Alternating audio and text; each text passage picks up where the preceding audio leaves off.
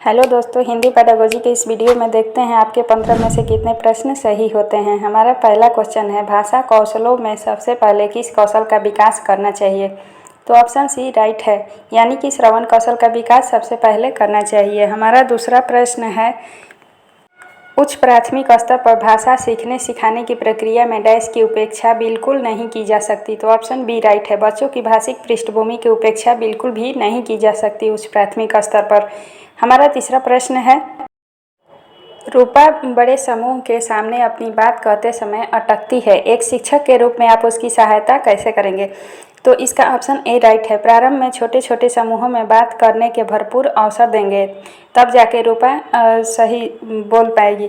अगला प्रश्न है, पियाजे के अनुसार भाषा अन्य संज्ञानात्मक तंत्रों की भांति परिवेश के साथ डैश के माध्यम से विकसित होती है। तो ऑप्शन ए राइट है, अंतःक्रिया के माध्यम से भाषा विकसित होती है।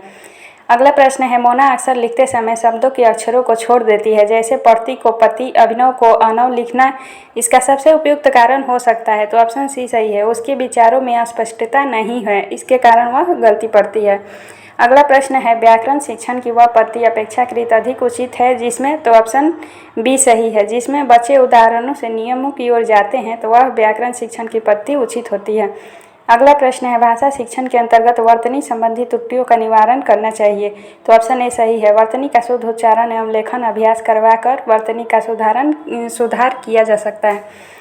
प्रश्न है, बच्चों में भाषा प्रयोग की दक्षता विकसित करने के लिए आवश्यक है। ऑप्शन ए राइट है, उन्हें सुनने और बोलने की पूरी आज़ादी हो, तभी बच्चों की भाषा कौशल विकसित होगा।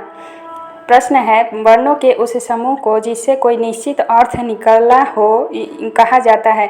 तो वर्णों के उस समूह को जिससे कोई निश्चित अर्थ निकाला हो उसे शब्द कहते हैं, यानी कि ऑप्शन ए राइट है हमारा। अगला प्रश्न है, भाषा सिखाने का सही क्रम है। तो ऑप्शन बी राइट है, श्रवण करना, बोलना, पढ़ना तथा लिखना भाषा सिखाने का सही क्रम है, यानी कि सुनना, बोलना, पढ़ना और लिखना LSRW कहते हैं इसे।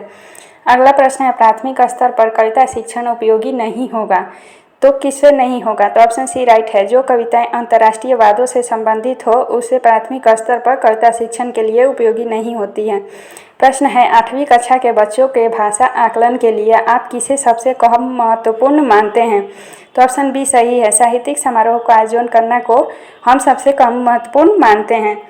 प्रश्न है, भाषा सिखाने में सबसे बड़ा बाधक तत्व हो सकता है। तो भाषा सीखने में सबसे बड़ा बाधक तत्व है ऑप्शन सी, भाषा में आकलन। भाषा में आकलन भाषा सीखने में बाधक तत्व है। प्रश्न है, उच्च प्राथमिक स्तर पर हिंदी भाषा शिक्षण का एक सर्वाधिक महत्वपूर्ण उद्देश्य है। तो ऑप्शन डी सही है, बच्चों में समझ के साथ पढ़ने और लिखने की क्षमता का विकास करना उच्च प्राथमिक स्तर पर सही है। प्रश्न है, गद्य शिक्षण में काठिन्य निवारण किया जा सकता है। तो ऑप्शन डी सही है, उपर्युक्त सभी के द्वारा, यानी कि चित्र दिखाकर, वस्तु को प्रत्यक्ष दिखाकर और मॉडल दिखाकर गद्य शिक्षण में कठिन निवारण किया जा सकता है। तो फ्रेंड्स, अगर आप सभी को हमारे ये वीडियो पसंद आया होगा तो चैनल को लाइक शेयर सब्सक्राइब जरूर कीजिएगा और कमेंट में ज़रूर बताइएगा कि आपके कितने प्रश्न सही हुए।